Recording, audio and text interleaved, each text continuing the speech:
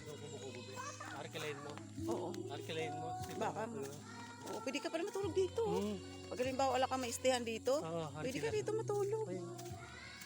Ayan guys, napakaganda guys. Ay, ang lugar dito guys. Adelaida Farm. Ayan.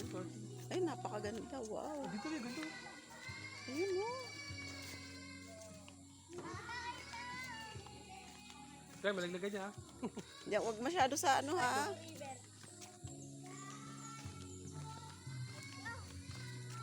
Ay, wow. Ang ganda. Wow. Ay, nakakaano. Bangin na bangin guys. May dana naman eh. Nasaan? Ayun. Ayun, Pwede yung doon. umaba, pwede yung maka. Oo nga, no.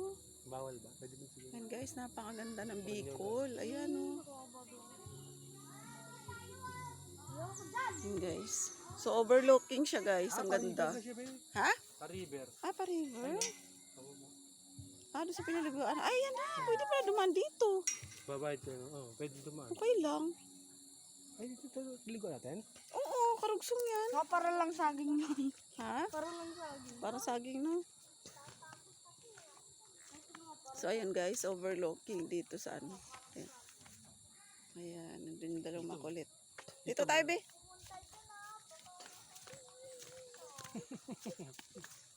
Ayan guys, napakaganda guys. Ayan, pwede ka sigurong mag-rent dito ng ano, kubo. Ayan. Pumunta ka dyan.